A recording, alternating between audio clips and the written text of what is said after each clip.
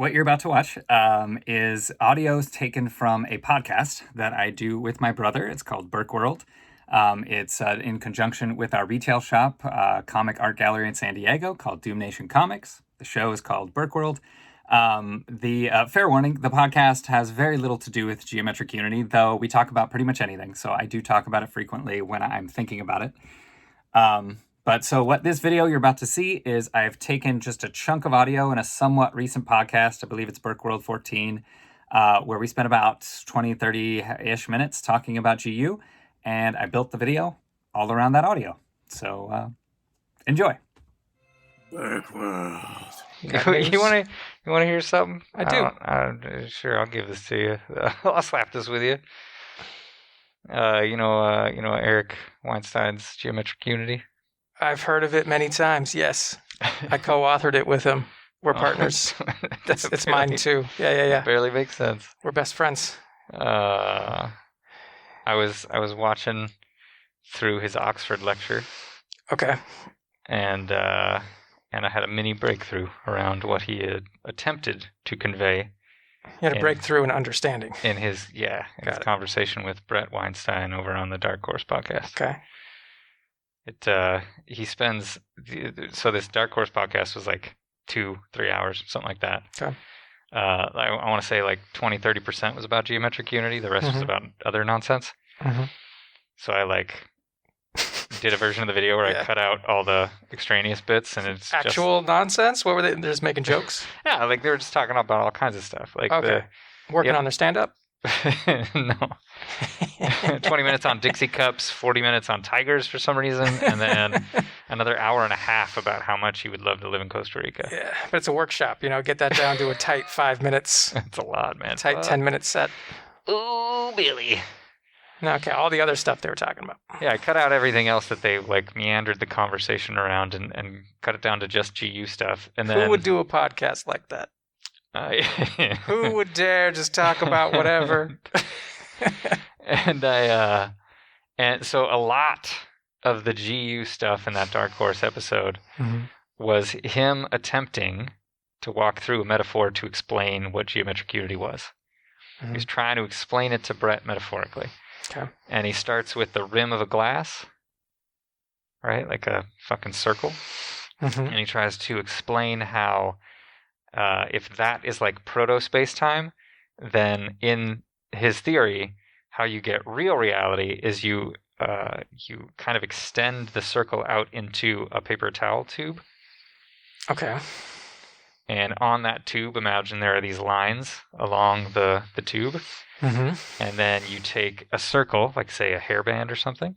Okay. And you wrap that hairband around some part of the paper towel tube. And where the hairband intersects with those vertical lines along that vertical tube. So there's there's an intersection. One's horizontal, one's vertical. Okay. Where those meet, you've created a point of a kind, right? And that dictates it's hard to say without I was trying to set this up and then reveal the insight I had. It's hard to do. So instead, I'll just cut to the chase. Please do. For a long time, I was because I've watched this thing 4 or 5 times. And I was like, I understand the metaphor, but I was just kind of what the fuck are you talking about? As far as why are we going through this metaphor? And it occurred to me recently when I was going through the Oxford lecture that he was in the Oxford lecture, he was explaining the same thing in completely different terms and in completely different ways. Okay. And so basically, if you have a 4-dimensional manifold, which is just something with length and angle, and then there's a fiber bundle. Let's imagine that's like a 2D piece of paper. And then above that, so the 2D piece of paper, right, has let's say X and Y, right, like a graph. Well, then if you leave the plane of the 2D paper and go into Z space, right, a third dimension, then there's a fiber bundle up there. And that's analogous to the paper towel tube. And the piece of paper is like the rim of the glass. He doesn't fucking say any of this, but this is obvious to me now. Okay. The fiber bundle It's like, why do we care about any of this? In the Dark Horse thing with the rim of the glass and the paper towel tube, he doesn't explain why it would be important or why the hell he's describing it this way. In the Oxford lecture, it becomes apparent that it's very important because the piece of paper, or the 4D manifold, is like reality before you decide how to measure things, which seems kind of arbitrary, but it's really, really important. Yeah. Another metaphor he uses in Dark Horse is like your tongue has different taste buds, like salt, sweet, etc. Yeah, I've heard him say this. Okay, so before you decide on how to measure salt and how to measure sweet and how to measure the difference between those scales, that decision process, how to measure and what the difference is between them, that's a metric. Sure. And what we really need to do is be able to figure out the geometry before metrics get involved. Like that is going to be the key, at least in his theory, to be able to have everything agree with quantum mechanics. So in the Oxford lecture, it was like the 4D manifold, you have a fiber bundle above it, which is like the paper towel tube. The manifold's like the rim of the glass. And when you pick a point on the fiber bundle, what I continually was mishearing him basically was like, that, like, imagine it's a piece of paper and there's these vertical lines above the piece of paper. You pick a point on one of those lines and then it's like, oh yeah, okay, it like shadow casts down a point onto the paper. You know, just kind of like something with a flashlight and a shadow cast on the ground. Like a point here in space ends up being a point of something on the ground where the shadow is. Like, okay, I get it. It's a projection of a kind. And it's like, that's not what he's fucking saying. Like my frame of reference for like expecting that to be what he said was overriding what he's actually saying, which was a selection of a point on those lines is an entire metric on the base space, on the 4D manifold. So a point, and why? Because the fiber bundles, or the vertical lines on the paper towel tube, are a metaphor for the space of all possible metrics. So picking a point is picking one of those possible metrics. So by picking a point in this Z space vertical area, this possibility space, you decide the entirety of the metric on the base part, on the base space, or on the rim of the glass. And that's why it's important. You pick metrics in that possibility space, and that determines what you're going to use. Inches, feet, metric, grains of sand for measuring length, like whatever. How many Krogers? How many Krogers? How many standardized snail units? Like you're gonna decide that based on where you are in the vertical possibility space. But the central part of his theory is that most of physics happens in that possibility space, and that like the equations for understanding fields and like gradients between different things, all of that occurs in the possibility space. Are we talking like quantum possibilities? Or are you just saying the way our brains make sense of measuring things? I don't know. It feels like both to me, because I'm still unclear. It's not just our perspective of something, but like the objective, there is infinite potential there. So when I'm talking about fiber bundles, I'm saying this represents the idea of possibility. Yes and okay. No. Like it's that, but it seems to have some sort of physical instantiation as well. It's like by doing stuff with the base space, doing stuff with that 2D piece of paper, or on the glass rim, or this 4D manifold, you can measure in ways the stuff that's tangent to it.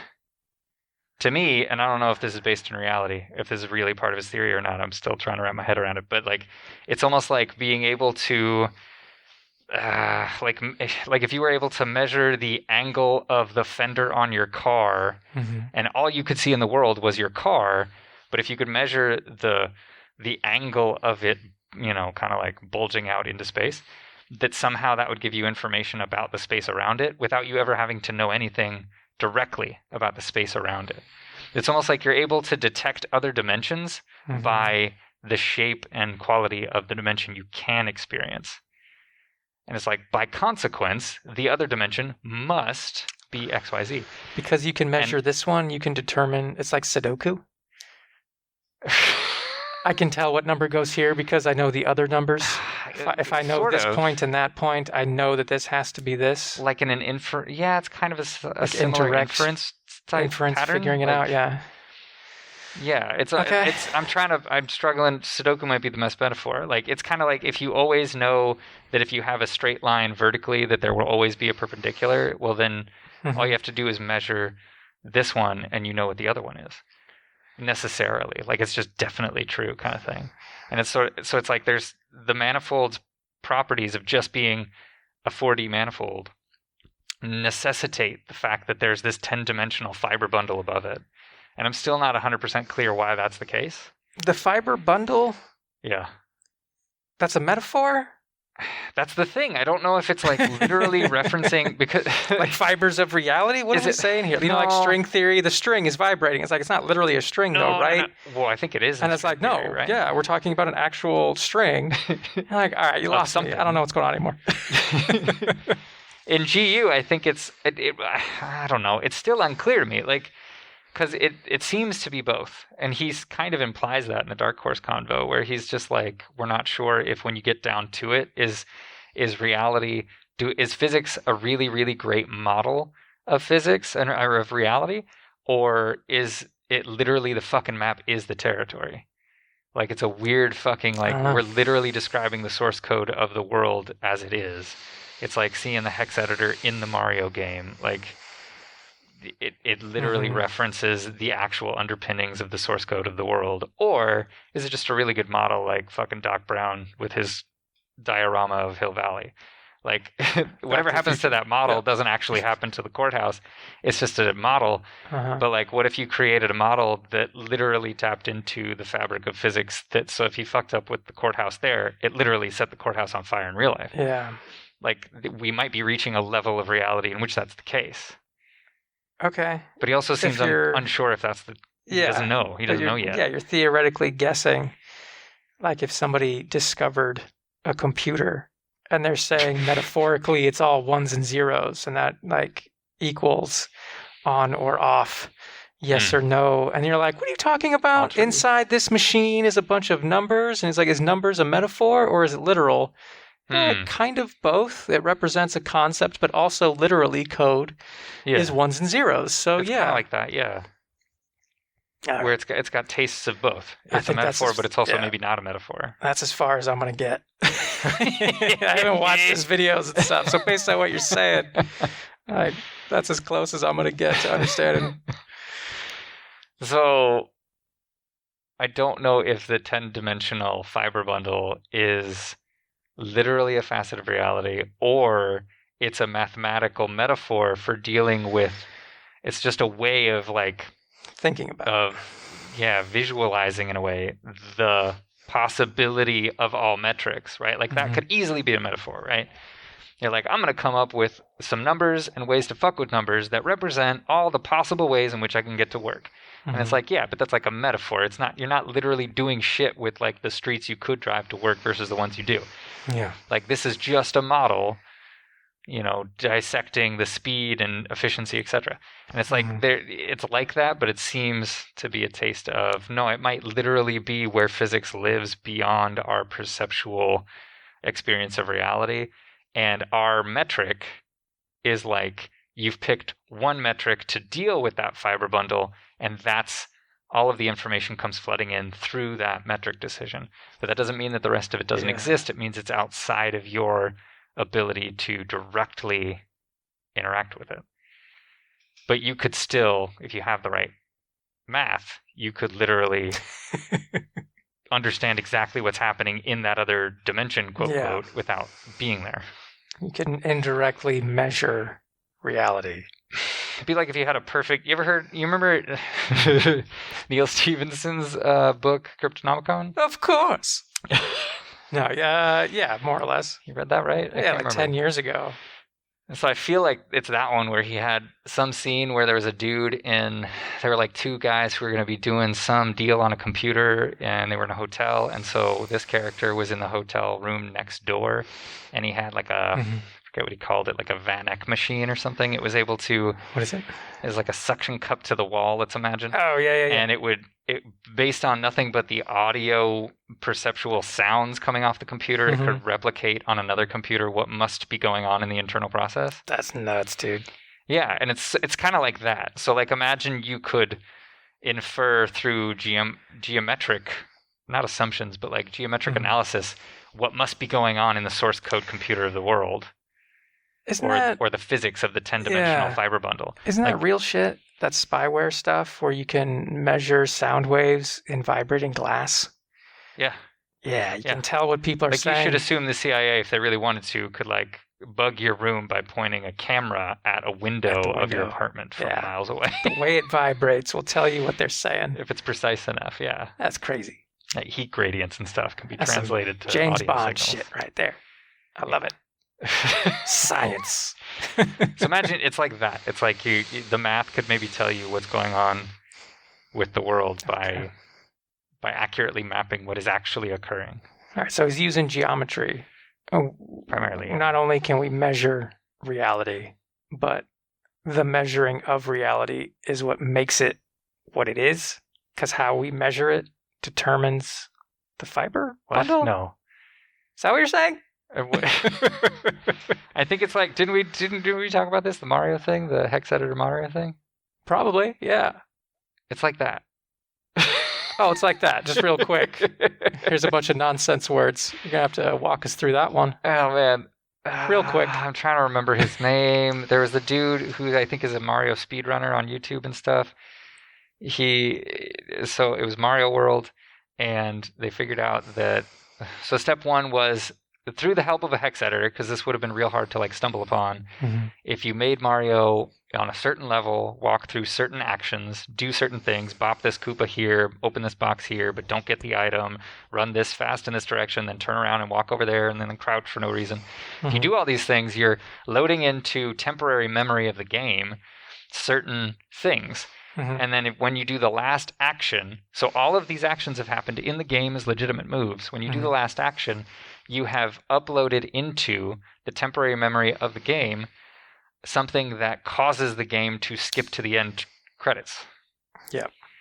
So it's fucking magic. It's like literal Mario magic. Like in the world, you were able to perform a ritual of a kind that caused a certain supernormal action to occur. There's nothing in the game that wanted you or intended to you or was normally set up for you to skip to the end credits and like beat the game, quote quote. But it works. Did he teleport or was it time travel? What was Mario's experience? What was Ignore his that subjective question. awareness? What was his interior experience? What did he think was The going self isn't real, man. He didn't have one. So then step two, and this is the same guy. This is the same dude on YouTube who I wish I remember his name right now. They found a way, in a similar way, you could do actions that would basically access a hex editor for the game of Mario World, doing the same kind of shit, just doing random actions and behaviors inside the game. So it's like the game was set up not intentionally. Nobody in Nintendo Japan like programmed it to have this ability, but you were able to access a part of the software that is literally in charge of the concurrent representation of everything in the software. So it's like you've opened the debug mode for the world you're in, and this hex editor, this debug mode, is displayed inside the world of Mario World.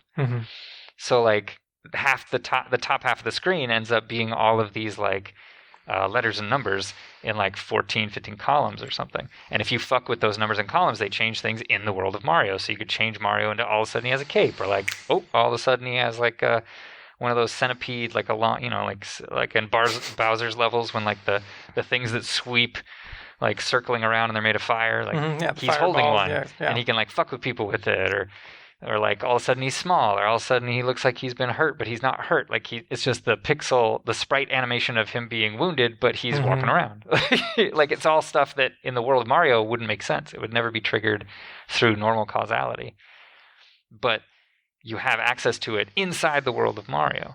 And so it's kind of like the math for GU, if all of this is true and if all of it works eventually, then it would be like that. It would be like, your math is just a metaphor though, right? It's just symbols on a page. And it was like, yeah, but also at the same time, it's not. Like, just like the hex editor is a display of numbers and letters on the top half of the screen. It was like, yes, but by changing those letters and numbers, you literally alter the structure of the world if you're Mario. It's kind of like that. Yeah, if you're Mario, but it sounds like Brett's trying to or not Brett, Eric is trying to find that for reality. He's trying to be a superhero / villain. He's trying to be a god. He's trying to solve physics. He's trying to find the source code of reality. Yeah, he's put it that way. He can just turn that house into your little brother. You're like, what? Well, I think by sketching out the theory, you'll discover whether or not that's ever going to be possible. And the answer is maybe it is. I mean, yeah, but if you were describing reality like it was the source code of a website, and you're like, yeah, you just go in here and then you change this, and then now it displays differently. Sure, yeah. So we'll get under the hood, like just CSS and yeah, and then we'll change this, and then now my left hand is a chainsaw now instead of a hand. So imagine you're a sentient being who lives on a web page who has access to the CSS editor of the web page. Yeah, it's like that. Yeah. Yeah. Just like Mario, if Mario could. Now, there's a slight difference because in this hex editor thing, Mario can't, like, the way you fuck with the hex editor is you use the controls, which you also use to move Mario. Yeah. But like Mario, the character doesn't punch those numbers in order to change them. Like you do change them through the D-pad of the controller, but so I'm Mario part of the equation. There's me, there's Mario. Yeah, so this metaphor kind of breaks down in that you are this sort of outside of reality agent who's fucking with shit through the controller. Now the controller usually only manipulates Mario's actions, and now you're able to manipulate a different action. Oh man. But okay, so it'd be a little more like if Mario was able to in the level bop numbers and letters and change his reality that way, which also might self-extinguish, right? He might kill himself on accident. I'm Mario. Reality is the game. Yes. And Eric Weinstein is the player. And he is going to take over the world. Well, he has an avatar in the game, then, yes. Don't worry about that. Don't look over there. He's the godlike third party. He's transcended. So I think it's closer to what if Mario sat down and discovered how to produce the hex editor and then discovered how to fuck with the hex editor. It's a little closer to that. That sounds terrifying. You go into your room and like Mario is hacked his own game. Yeah. And he's doing stuff? That would be terrifying. Holy shit. What if that's exactly what we're doing, bro? What if we're in a fucking game and we're about to figure out how to write our own hex editor access and fuck with it? All right, well, I'm about to scare somebody who's ever watching. Whoever the player is, you can get real spooked right now. That'd be trippy. Yeah. That's fucked up, man. I don't like that. I don't like anything you said. Take that back. We need a way out. Everything's getting weird. Let's man. I like it. Paradigm shift everything. No, I like this place. Don't break it. Well, I don't think anybody wants to break it. Nobody does it on purpose. Nobody ever tries. Well, for sure. You know. But it would be dangerous, right? If Mario's just going to blindly bop numbers and letters, like he might bop the one that, fries the circuit board he lives on and not even know it. Totally and he never possible. will because he died. Yeah. E equals MC squared, man. Okay. You got to, We're going to set the universe on fire. And you're like, oh, shit. The nuke set the fucking world on fire. Like Mario's setting the world on fire. Yeah. It might, that might, self-termination's possible. What? Mario's just killing himself. Not on purpose. He would have been smart to study his numbers a little harder before he started poking things recklessly. But how many lives did he have? How many lives did that SNES have? Ooh. Waka waka. That's an insightful question. Because really, there's some sort of outside shell reality. They could just boop, boop. They could just do that there. Yeah, what if reality has a lifespan? I mean, it might, depending on the definition of reality. Like if reality is the NES or the computer, or like where Mario in reality is a computer, and computers only last for so long, right? Until they just break down and don't operate. They have a lifespan. Depending on what they're made out of. Yeah, depending on what they're made out of. Well, I mean, if we're talking about like some super ordinate, like some fucking beyond reality computer we live on, then it doesn't have to be made out of plastic and transistors, right? It could be made out of fucking. Well, I'm less sauce excited. And love. I don't know. Sauce and love? Thoughts. Like sauce? Like tomato sauce? It's all sauce and love, baby. Could be made out of fucking ranch. Ranch dressing. Buttermilk sauce. What other kind of sauces are there? Well, all right. What was the insight exactly? Oh, that I fundamentally didn't understand why he kept talking about glass rims and paper towel tubes? Like, what was the Got end it. goal here? Because, like, I think just like Brett, he was kind of like, okay, like, like you get to a place where you think you understand what what he's saying, but you're not. But by the end of the conversation, again, mostly because it wasn't just about GU, so that's part of why I wandered away from it. Yeah. But you're like, where? I feel like I missed the part where whatever the fuck your goal was. Like, what were you after with this metaphor?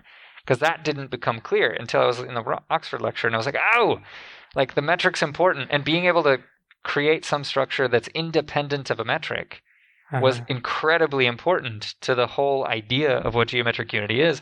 And so the idea that like the whole, it's almost like he never told the punchline of his joke, basically, in the Dark Horse combo. And in Oxford, I like heard the punchline, but it was in French, and I was like, oh my God. It's because then you can pick whatever metric you need or want, and that's all you have to do. Yeah. And it's just boom. So it was cool. There's an expression that the map is not the territory. And theoretical physics, in its foundational subset, is the one place where we think that perhaps the map is the territory. If you're Mario inside of Super Mario 64, the correct hypothesis to believe is the simulation hypothesis, that you're in a simulation created by a higher world. We don't know whether when Albert Einstein said, let X be a four-dimensional manifold with a 3-1 metric, and we will call it space-time, we don't know whether in some sense that weird sentence before the word space-time, let X be a four-dimensional manifold with a 3-1 metric, is an actual description of what space-time is, or whether or not it is a model of what space-time is. So the problem here is that when Magritte, for example, paints this famous painting that says, "Ceci n'est pas une pipe," this is not a pipe, he's literally correct because it's a picture of a pipe, not a pipe, smoking pipe. Yep. Look at this guy. His soul has an address in RAM. Well, in some sense, we don't know whether Albert Einstein painted a picture of space-time, which he called a manifold with a 3-1 metric, or whether or not he actually described what there was at base level and there was nothing left to find. What are you talking about in terms of the actual implementation of this theory of yours? Does something unprecedented happen when we finally learn our own source code? Now, nobody picked up on this, but that's what my concern is, which is what happens when the universe finally contemplates itself? When we are the first, like we're always worried about the AI becoming self-aware, a la Skynet. It's when I first really realized that the simulation hypothesis applies to me. This isn't some hypothetical weird game that's being played here. This is actually my life that's being spoken about. I am actually in a simulation. And so are you. Okay, we are the AI. And we're about to become self-aware if we can figure out what our own source code is. So we are Skynet. So you're talking about the source code of reality itself. I have a little story I made up. It's called The Parable of the Caged Tiger. And it's about a tiger in a zoo. But it's a nice zoo. It's not like a sad zoo where we put the tiger in a small cage. It's not like that.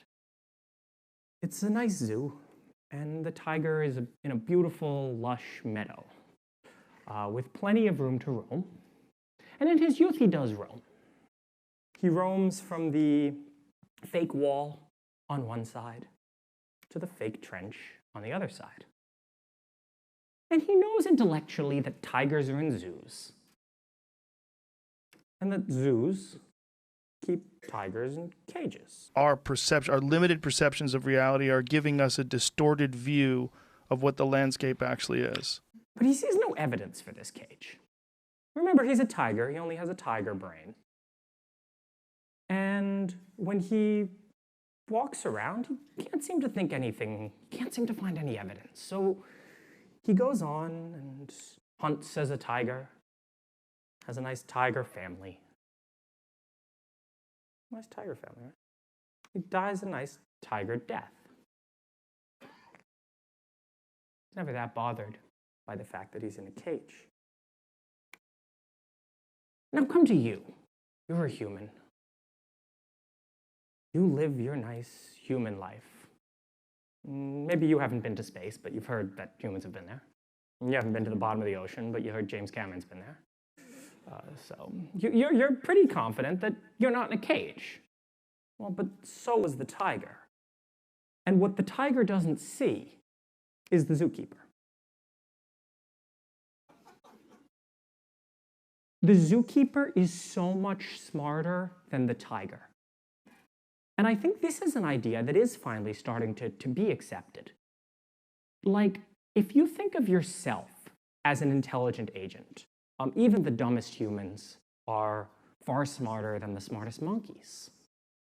But it's easy to imagine things that are so much smarter than you. And they could build a cage that you couldn't recognize.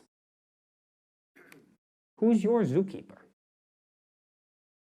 This is impossible for you to conceive. Just as the tiger, you can't imagine something smarter than you. Or you can imagine it, but you can only imagine it in the vaguest terms. If you could imagine a chess player that was as good as Garry Kasparov, you could use your imagination to play chess as good as Garry Kasparov, right? Just ask your imagination what the imaginary version would do, and you have the right move. You can't imagine this zookeeper, but you can't rule it out.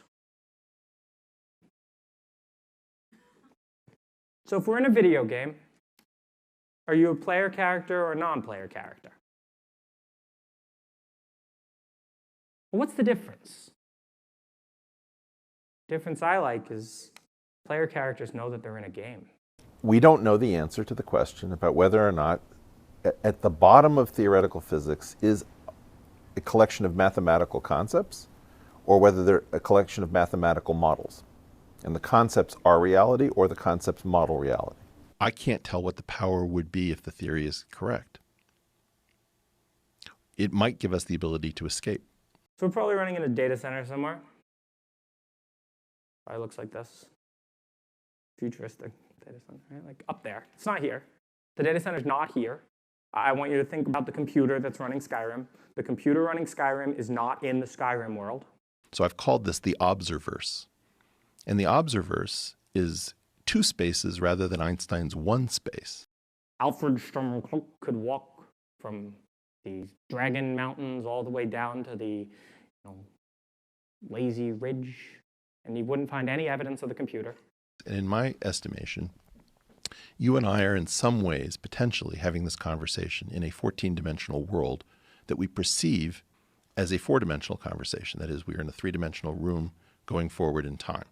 So you're not going to find any eds of the data center looking around here. But what if we could? Let's hack into the computer running the simulation and rewrite the operating system of nature. The best hope that I can come up with, and it's a slim one, is that if we could figure out what goes beyond Einstein's theory, the Einsteinian speed limit might be bendable or breakable because we would be in a framework that was larger than Einstein's. People often interpret this as what they call FTL, or faster than light travel. But that's not what I mean necessarily. What I mean is that the underlying source code gives us opportunities that we don't normally have. All right, so how do we get out? How do we get out? Hey, Das here. Thank you for watching. That was a long time coming. And now watching it back, I'm like surprised at how long that took, given that I feel like I could do 500 times more drawing in it. But that is done. So what's up next is that I'm still working through the Oxford lecture. I honestly haven't touched it in a few weeks, partly because I was doing work on this one and partly just because my schedule's been bananas and it's about to get 2x more cluttered than it was before. So I think what I've decided to do is moving forward, I'm going to continue going through the Oxford lecture, but I think I'm not going to wait until I get to the end of truly understanding all of the Oxford lecture before putting out videos about it.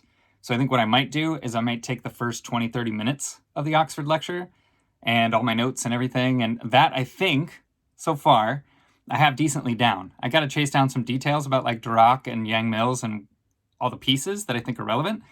But I think what I might do from here on out is I'm going to start putting together chunks of the Oxford lecture and presenting things in a way that makes more sense to me and hopefully you if it's useful. And then when I get to the end of the Oxford lecture, then if I feel like there are more insights to be gleaned now that I know everything through to the end and I could kind of go back to the beginning and make more sense of stuff, then at that point I might put together some mega video that kind of covers the whole thing. But in the meantime, I think what I'm going to do is I'm going to start breaking the Oxford lecture into chunks and covering that stuff. And that way I can put it out sooner, hopefully. If you have any opinions about this, whether or not that's a good idea, or you think it's a better idea to stick it through to the end, which again, I don't know when that's going to happen. It's going to happen in the near future, but I don't know how near. If you think that's a better idea, please say so in the comments. If you think it's a better idea to break it into chunks so that we talk about more of this sooner, please say so as well. Again, thanks for watching, and talk to you soon.